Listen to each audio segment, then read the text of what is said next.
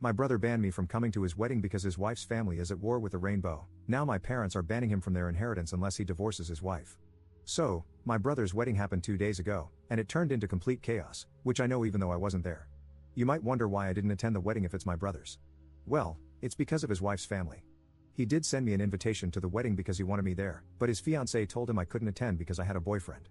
You might be confused, but I'm a man, and I have a boyfriend whom I wanted to bring to the wedding. She said that even though my brother and her don't have a problem with that, her extremely religious parents, who already forced her to have the wedding in a church, would most likely banish us from the wedding and cause trouble between our families. After she told him that, my brother told me I couldn't attend and explained why.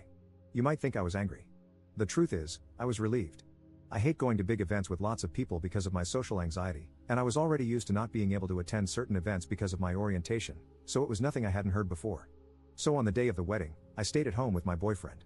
It's worth mentioning that my parents apparently didn't know I wasn't attending the wedding. I was chilling at home, cuddling with my boyfriend, when I suddenly got a text message from my parents asking me where I was because they couldn't find me at the wedding party. I told them I wasn't attending the wedding and asked if my brother hadn't told them anything. They said no and asked me what had happened. I didn't see any reason to lie, so I sent them a text message telling them exactly why. Now, I have to admit I don't exactly know what happened after I sent them this message because they read it but didn't reply. And why did they care in the first place? They didn't notice I wasn't there until the wedding was already over. They only noticed when the wedding party started. However, apparently my parents talked to my brother about it, and all of a sudden, my absence was the main topic of the wedding party. From what I heard, two fronts formed. On the one hand, my parents and the rest of my family against the family of my brother's wife, and apparently, as a husband now, he felt compelled to take her side and tried to argue in her favor. It's crazy to think that I was just sitting at home living my best life with my boyfriend while all of that went down at his wedding. The wedding party was ruined, and my brother appeared at my door angrily screaming at me, asking why I felt the need to ruin his wedding. I was confused and asked him what happened, and he told me everything. I told him it wasn't my intention. I just told our parents what happened because they didn't know and wanted to know where I was, and I thought he had told them beforehand. He screamed at me that I ruined his wedding. I told him it's not my fault he wasn't honest with them. I just respected their wish to not attend the wedding. I couldn't know it would go down like this because, like I said, I couldn't attend several events before because of my orientation, and my parents never said anything about it, so I thought it would be the same thing here. But I gotta admit it's kinda sweet that my parents and the rest of my family stood up for me. They haven't done it before. That's a more than welcome change. But I still feel kinda bad because apparently I really ruined the wedding party. Update 1. Didn't think I'd give an update, but many interesting things happened. So after my brother's visit, he and his wife went on their honeymoon. And the way the wedding party went might have been even worse than I imagined. What happens now is incredible. When I said in the main post that two fronts had formed, I only meant that metaphorically, of course, but it's no longer just that. While not much interesting happened in the first 2 days afterward, the terror started as soon as my brother and his wife went on their honeymoon. My mom and dad visited me and told me how the wedding party escalated, and they were so close to physical violence. I thought it was funny at first, but this truly bothers me. I also want to point out that you did a great job of convincing me it's not my fault, but hearing my parents' side still gives me a bad feeling in my stomach. However, like I said, the terror started shortly after they went on their honeymoon. And when I say terror, I mean that my sister-in-law's family found both my Facebook and Instagram accounts and started spamming me with hateful messages.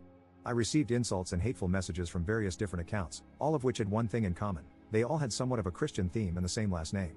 So it wasn't hard to find out whose accounts they were, mainly because I don't know my sister-in-law's family at all. I only know her, and I know her parents were hateful Christians. But whatever. They not only started attacking me, they also found my boyfriend's account through mine because we're linked as a couple and started sending him the same messages. The messages contained typical bigot stuff like, "You're burning in hell for your sins." One even called me and my boyfriend two devils in disguise.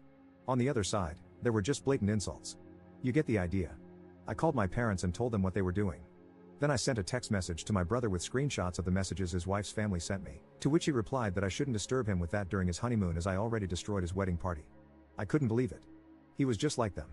He did send me an apology after my mom told me she called him. But none of this is the main reason I'm giving you this update this early. Because I got a call this morning from an unknown number.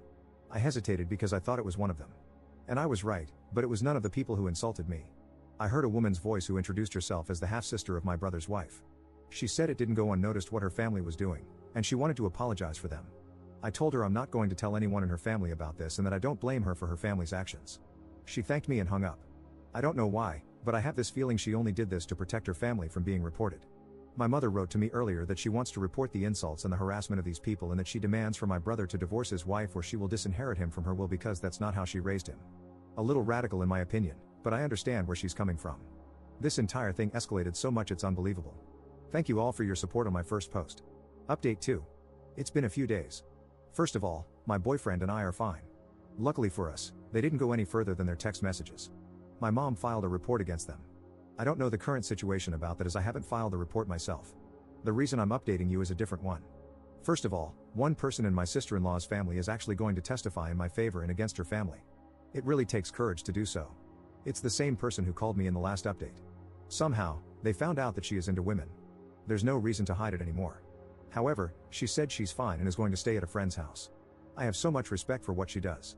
Imagine the strength you need to testify against your own family. I now feel bad for assuming she only called me to save her family from being reported. More importantly, what is the current situation with my brother? Well, my mom talked to him and told him to leave his wife, or she will disinherit him from her will. He decided to stay with his wife, and my mom made her threat come true. He's no longer in her will. My father did the same. When I visited them, I also told them that I wish this entire situation had gone differently. They assured me it's not my fault, but I feel like if it wasn't for me, then my family wouldn't be ripped apart like this. I haven't talked to my brother since then. My boyfriend feels similar. He also told me he kind of feels responsible for all this chaos. I assured him it's not his fault. But honestly, I wasn't even sure if I could say this in my position. On the other hand, it was my sister-in-law's family's bigotry that ruined everything, and everything would have been fine if I could have just attended. But now it's time for me to distance myself from this situation. We'll see what the report will do. I followed your advice to document everything. The insulting and harassing messages continued until 2 days ago, so I have much to say about them. Unfortunately, the hate on rainbows is still very much normalized in our society. I already mentioned it in a post on my profile, but the reason I'm so calm and casual about the situation is the simple fact that I'm used to situations like this. They don't get to me anymore. If I let any insult get to me, I wouldn't make it for a long time. It's a coping mechanism. I've been in situations where I was sent to the hospital because I kissed my boyfriend in public.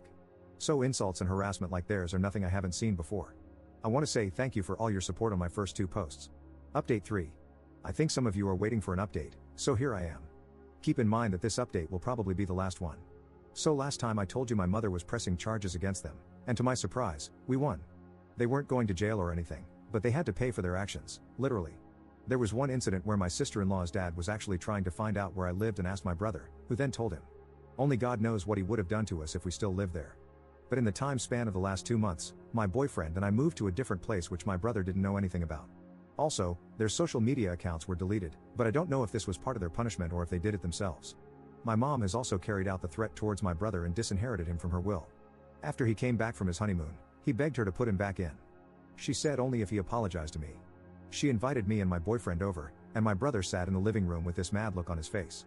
She made him apologize, but I didn't accept this apology because I could tell it wasn't sincere. He did it because he had to and not because he was actually sorry. I told my brother that I am disappointed in him for who he has become.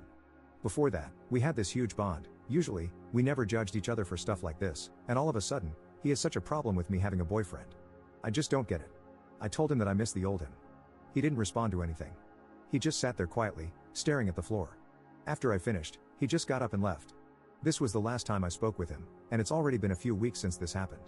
My parents paid much more attention to the discrimination I face since this incident. They wanted to learn more about the problems I face as a guy who likes guys. I really love them. My dad even got a pride flag for me and asked if he could hang it in our bedroom. I love that I have such great parents. I just wished for my brother to become the person he once was. By the way, since the case with my sister-in-law's family is over, I didn't hear anything about their lesbian daughter. She supported us during the process, but we lost contact afterward, and I just hope she's fine. Update 4. The final update of my story happened 6 months ago, and I figured some of you might be interested in how things are currently going. So, I'm back, at least for this post right now. There have been some things that happened. First of all, I want to give you an update about the sister of my brother's wife. Around 2 months after my last update, she texted us and asked if she could come over. We talked for a while, and I was relieved to find out that she is fine. She said that she moved in with her girlfriend when the case was over, simply because her parents and the rest of her family had disowned her and threatened her with physical violence if she dared to return. However, the relationship with her girlfriend ended after a while, and she asked us if she could stay for a few days until she found something. She stayed with us for 2 weeks. During that time, my parents had visited us and offered her to stay with them because they had a big house with some free space. She stays there currently because she wanted to study, and my parents had no problem with letting her stay a little longer. My boyfriend and I also support her financially a little bit. We included her in several different celebrations such as Christmas and New Year's Eve, and I feel like she is the sister I never had. What's probably more interesting for you is how my brother is currently doing. The truth is, I don't know exactly. We haven't talked since the apology. However, he actually tried to attend our Christmas celebration party, but the moment he appeared, my dad kicked him out and said that, and I quote, "This hateful rubbish is no longer allowed in my house." I love him. Oh, by the way, of course, both my parents went through with disowning him. My boyfriend and I are still together, and I feel like he might be the one I want to marry. This entire situation made our bond so much stronger.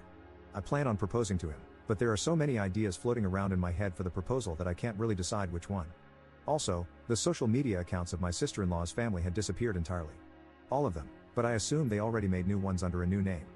I'm just glad all of this is finally over. I don't have any compassion left for my brother. I just wish he had never developed this way. Everything that happened to him, he brought it on himself. If you guys want, I can update you when I'm engaged. Thanks for reading, and I wish you all the best. Update 5. Do you remember when I told you in my last update 2 months ago that I would propose to my boyfriend? Well, I did it today. I brought up so many ideas that it was really hard to decide, so I gave him some subtle hints. Not too obvious, just enough to see how he reacts and then decide based on his reaction. In the end, I made a photo album of us featuring the most important events in our relationship. Each of them had a thought of mine and a caption below them. Some of them were meaningful, but some of them were just random. Like one photo of us eating at his favorite restaurant on his birthday, and the caption just says something like, "Damn, that pizza was good." That made him laugh. We walked to his favorite spot in town, which is a wonderful lake. That is where I gave him the album and told him it's a present and to look through it. He was focused and didn't notice what I was doing behind him, as I just told him I was getting something I forgot. I positioned myself behind him, and that is when the last page came into play. That page had a photo of me holding the ring in the same way I positioned myself behind him, looking straight at the camera. And the caption says, "Hopefully, he says yes."